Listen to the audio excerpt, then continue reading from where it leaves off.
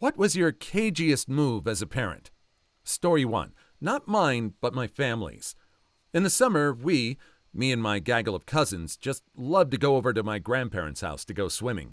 And while just about everything else occasionally got shot down, I don't think anyone ever refused to take the kids swimming, at least while the weather was nice. In fact, they'd all encourage it, with the adults taking turns watching the kids, even calling each other to get more kids over and hurling pool toys in and otherwise making sure we had a grand old time. And it was really weird that pretty much every time we wanted to go swimming, we always got to, you know? It wasn't until many, many years later that it finally clicked.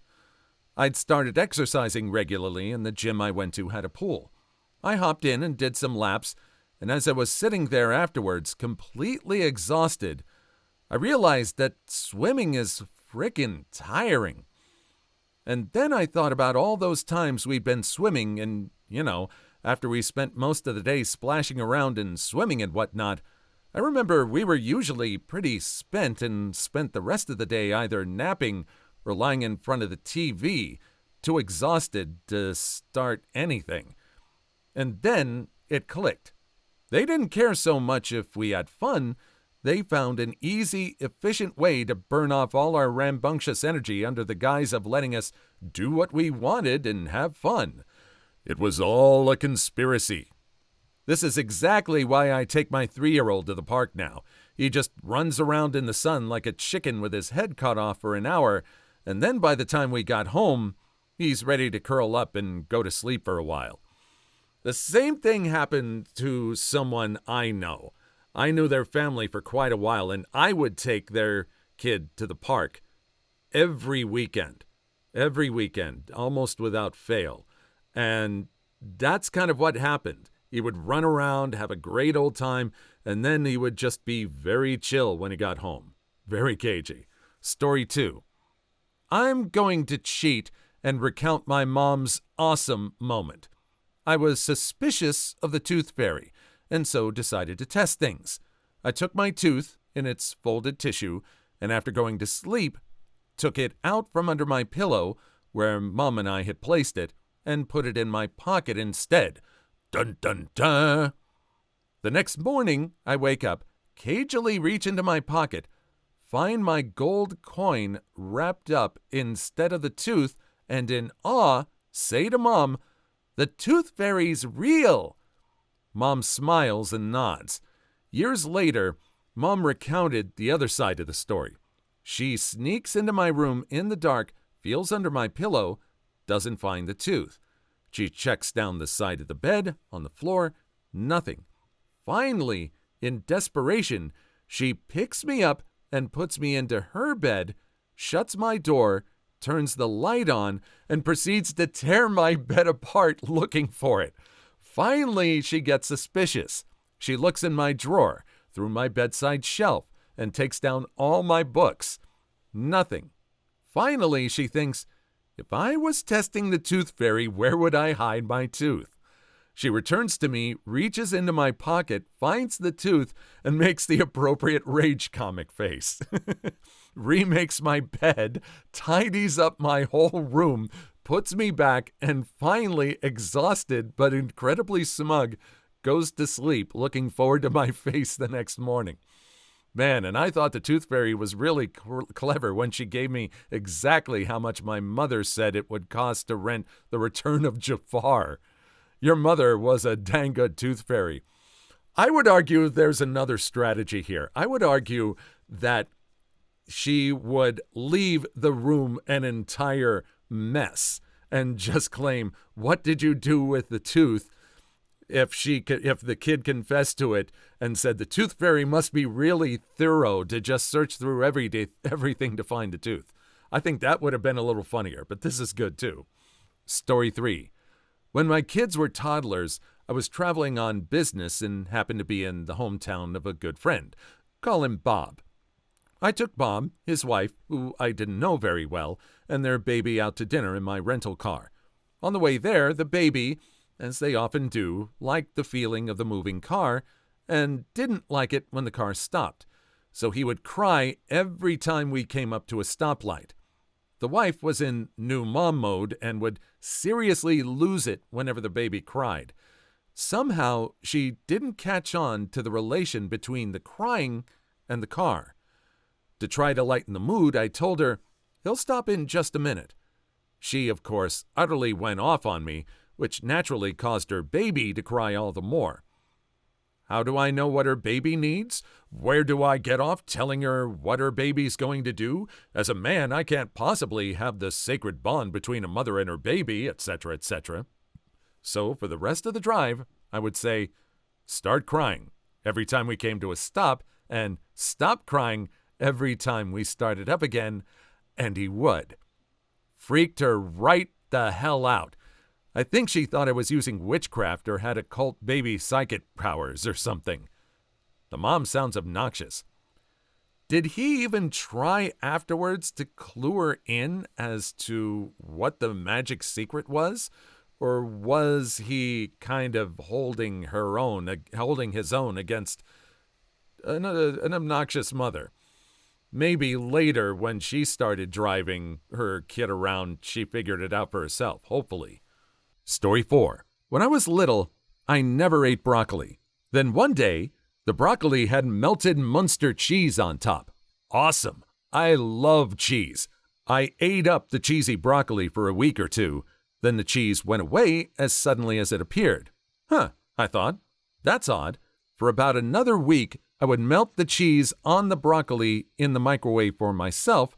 Then that got to be a hassle, and the broccoli really tasted fine without it. So I stopped. Presto! I had started eating broccoli. It wasn't until years later that I realized that had been the plan all along. In my parents' house, it's common to customize your dinner plate this way, including raiding the fridge for other food or doing additional prep work, like slicing cheese. Also, no one starts eating or sits down at the same time. Customization time starts when the main dinner is cooked, and each person starts eating whenever their customizations are done. I didn't realize how unusual this was until the first time I brought a girlfriend home to visit, and it freaked her the hell out. I wouldn't eat cooked vegetables. I still would rather not, less prepped and nice crunchy vegetables, but I loved to think broccoli were trees, so I would try to stand them up and pretend to be a giraffe. Kind of a strange story, I know, but you reminded me of it. Story 5. I have 2 dessert stories about my dad. There are 4 of us, and when it was time for ice cream, he'd always shout out, "Smallest first," which would tick me off because I was the oldest and wanted my ice cream first. After a few weeks of sulking after this happened, he told me that he wasn't referring to age, but the size of the portion. One night he told us before dinner that he had a new dessert for us to try, and it was called zilch. My siblings and I were positively ecstatic that we were going to have zilch for dessert. After dinner, he gave us an empty bowl and told us to enjoy zilch. We didn't believe him, but he made us look up zilch in the dictionary and we all started crying. He said learning vocabulary was important and that if we read for half an hour, we'd get dessert, which was goody-goody gumdrops ice cream. Yum! So we read pretty intensely. Story 6. This is still in the planning phase, but hopefully by the end of the summer, our plan will come together. We recently found a secret room in our house. Cool, huh? It's actually a pocket of attic space that you access through a panel in the back of the upstairs hall closet. It's a big space, 17 by 12 feet with a steep vaulted ceiling, and it runs right behind my son's room. We didn't tell him about it. Our plan is to send him to his grandparents' house one weekend so that we can turn the space into a video game room. We have to put down a floor and hang drywall or some other wall treatment. AC and cable are already running to the general area, so it will have that too. The kicker is that we're going to put a full-size door to it from his room. When he gets home, we're just going to sit back and wait for him to discover it. Luckiest 8-year-old ever. Stop. Do not put in a full-size door. Rather, put in a hidden door or an 8-year-old sized door. One only he and his friends will know about and be able to use. That will be really cool. I kind of agree with making it a hidden door, something they can access, but don't make it an 8-year-old size door, especially if there's something that kids are going to hang out in. Because if something happens, something gets rambunctious, something breaks, you're going to need access to it. And I would rather it be a hidden door, really. I think that's fair. I do like having that strategy so he can discover it. That would be cool. Story 7. My lad was showing signs of an unhealthy competitive streak, and it was starting to affect him socially and personally. Sometimes he would even hit himself in the head for making an error. He hated losing so much that he would withdraw from most kinds of competitive situations. For example, although he was exceptionally bright, he would never raise his hand in school for fear of having the wrong answer. My solution was to convince him that there was such a thing as a woozer, a winner/loser, and that all people are in fact losers, though most of us don't realize it.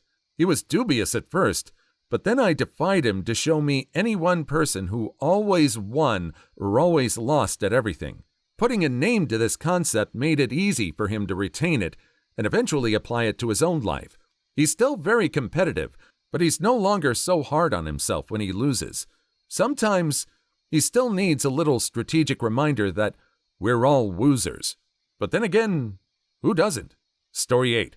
My cousin told me this story about my dad. My dad was the first from his family to leave Pakistan and over to America.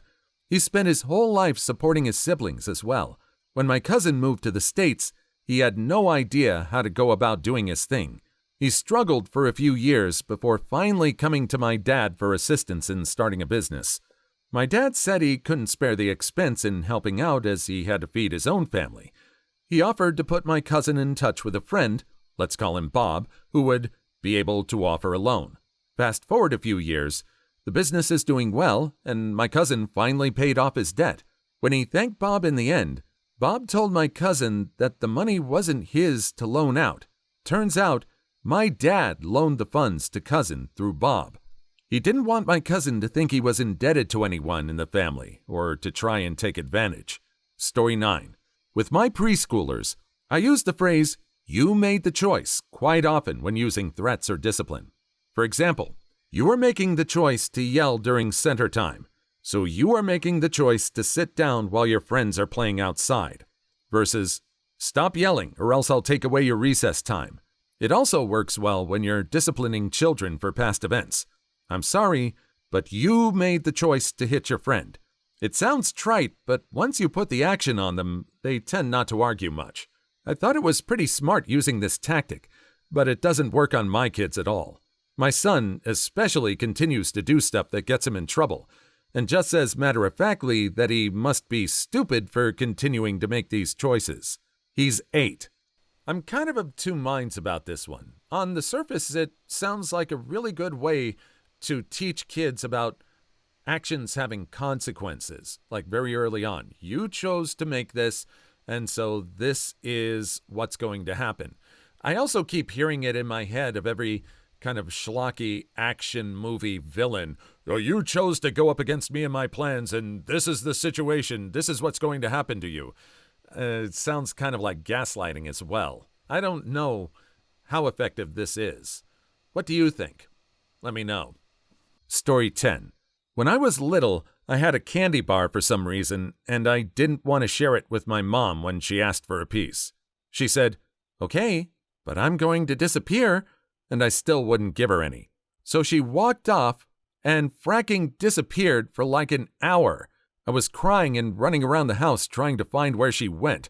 I still don't know to this day, but rest assured, from that day on, I gave that shrew some candy. Shrews love candy. When I was little, I had a candy bar for some reason. Hogwash. I demand to know the reason. This isn't the kind of thing you just conveniently forget. Story 11. I'm far too young to be a parent, but I remember one time when I was really little, we went on a road trip to Jasper, Rocky Mountains. I begged and begged to take a rock home, so my mom dropped this line on me. "Honey, if everyone took a rock home with them, there would be no mountains left." Even though I was heartbroken about having to put the rock back, I understood the severity of taking rocks away from mountains and complied reluctantly. Too long didn't read? A totally smooth planet would suck. Your mom talked you out of bringing home a rock. A rock. She must be one heck of a lawyer. Story 12. When I was little, we had an old station wagon with a middle seat in the front. One time, at around 6, I realized that there was only a radio in front of me, as opposed to an airbag. So I asked my dad what would happen in the case of a car accident. His way of assuaging my fears was to explain to me that the radio would emit an extremely loud blast of sound that would render me totally deaf for the rest of my life, but at least you'll still be alive. Datey damn trolling dads. Too long didn't read? When I was scared of unaliving in a car accident, Dad told me I'd be okay but permanently deaf. Story 13. Telling my kids, before they could read, that various signs at stores said, "No crying, yelling, or screaming allowed." Actually, things like President's Day sale or service center this way. Somehow, having it be a store rule was more effective than if I simply told them not to misbehave. If they start acting up, I just remind them, "Remember the sign?" I work at a daycare, and this reminds me of a trick a mother used on her 2-year-old. When the little girl started crying, the mother gave her a look of surprise and says, "Baby, it's Tuesday. There's no crying on Tuesdays. It's a rule." The little girl considers this for a moment, then sniffs a little. Okay. Story 14. When my mom wanted my brother and I to go to bed, she would say, "Last one up the stairs is a dirty sock," and the 3 of us would race to get upstairs. She lost the race 95% of the time, surprise, and once my brother's glasses were broken in the process. In her mind, I'm sure it was worth it to get us to go to bed so quickly. On Christmas Eve, we would get to open one gift, and it always turned out to be pajamas. We would then be told to go try on our new PJs to show Grandma and Grandpa. After the fashion show, we went straight to bed. As the years go by, more of these tricks come out of the woodwork. Story 15. Whenever my dad would fart, he would blame it on the barking spiders. 5-year-old me would spend a good 10 minutes looking for these rare creatures. He still laughs at me and my siblings for this. When my dad farted in the car, he yelled and freaked out because he just ran over a duck. My younger brother and sister would hysterically cry and look out the back window. Me and my mom would sit there silently cracking up while my dad pulled the charade. He honestly pulled it off at least a dozen times. Please like and subscribe if you made it this far. I hope you'll enjoy the rest of the video and have a wonderful day. Story 16. New Year's Eve. Son and daughter would always want to stay up for the New Year's but never make it. They would always fall asleep, plus it would ruin any plans we would have for the evening. We came up with the idea to set the clock ahead 4 hours. We would blow noisemakers and bust balloons at midnight, actually 8 p.m., and put them in bed by 1 a.m., 9 p.m. Once asleep, grab a babysitter and go out for the real New Year's. Of course, our neighbors thought we were idiots. I'm writing this one down for when my daughter gets older. Story 17. I'm not a parent, but here's one of my mom's golden tricks from my childhood. Mom hated balloons. I loved balloons, and I was an adorable kid, so I always wound up getting balloons at those TGIF-type restaurants. Mom would kindly let me get them. We would walk outside, and then it would always come. She told me that balloons lived on the moon, that the moon was their home, and that I should be nice and let the balloon go so it could go back to its family and live happily ever after. Fell for it every time. And candy wrappers live in Atlantis, so throw them in the river. Story 18. I took my sons on vacation to California when they were little boys. One of my sons, who is online here now, hated peas, detested them, would not eat them. We stopped at a diner on Route 66 and had lunch. We ordered soup for the kids. My son grimaced at the soup because it had peas in it. I informed him, with a knowing smile, that these were California peas. That meant they were edible and delicious. He looked at me, believed me, and ate the soup. He was 7. He's now 31. "Hey, Mike, you ate the peas." Ha ha ha ha. "Frick you, Dad. I'm in treatment now." Story 19. When I was very young, my mother would make my 2 brothers and I compete in a staying quiet game for $1.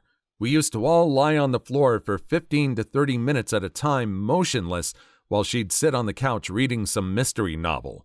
Sometimes we'd fall asleep. My dad was always upset that we'd drink all the juice in the house while he was out at work, so he bought a carton of orange juice and labeled it, "Warning, bleach, do not drink," in all black marker. My brothers and I fell for it. I didn't stop and realize that there was no reason to put bleach in the fridge for almost a year after he started doing this. Story 20. I have one specific memory as a kid of me being extremely ticked at my mom for yelling at me or something, so I packed up a sleeping bag with all my possessions I treasured at the time, stuffed animals and such, and tried walking out the door. My mom asked me what I was doing, and I said, "Running away." And she said, "Oh good, I'll help you." So she loaded me and my stuff in the car, drove to a random parking lot, and then said, "There, get out." I didn't budge. My mom would offer to pack a snack, and I'm not sure, but I think as I was leaving, she would remind me I was not allowed to cross the street. Limited my escape somewhat. Story 21. My dad is really classy. One time he was making lunch for me and asked how I wanted my sandwich cut. I said it didn't matter and rode off to school. Several hours later during lunch, I pull out my sandwich, and to my surprise, there's a hole cut in the middle of it. He was so proud of himself. No matter what I told my mom, she made a good effort to cut the sandwich that way. One time, she cut it into the shape of an elephant. Story 22. Not a parent, but a nanny. Whenever I pick the kids up from school and they're super hyper, the minute we get home it's, "Hey, the weather is awesome today. Can you go show me how you do that thing where you climb to the top of the tree?" One tree climb turns into 20, and while I'm cooking dinner, they're wearing themselves out big time. By the time the food is ready, they're exhausted and ready to head for bed. Story 23. My mom recently told me that my dad used to purposefully drop change on the ground so that I could find it. I used to lose my cool over finding change. That can be dangerous in the wrong hands. I once found 5 cents, and upon recognizing that money can be exchanged for goods and services, I sprinted up to the corner shop, found the biggest bag of candy I could carry, slammed it down on the counter along with the 5-cent coin. The shopkeeper was quite bemused. Story 24. That is not cagey, that's friggin' awesome. You realized your progeny was having an issue, you addressed it without in any way demeaning him or showing him up, all without him ever expressly requesting assistance. Probably has no idea that you set him up like that. I say again, awesome. That's not cagey, more like crafty. Story 25. Whenever I was upset and crying as a child, my parents would come try to comfort me by saying, "If you laugh and cry at the same time, you'll grow hairs on your culo." That's what we call the anus, but that's another story. Which of course made me laugh. I have butt hair now, but at least I cheered up. I prefer the term butt beard.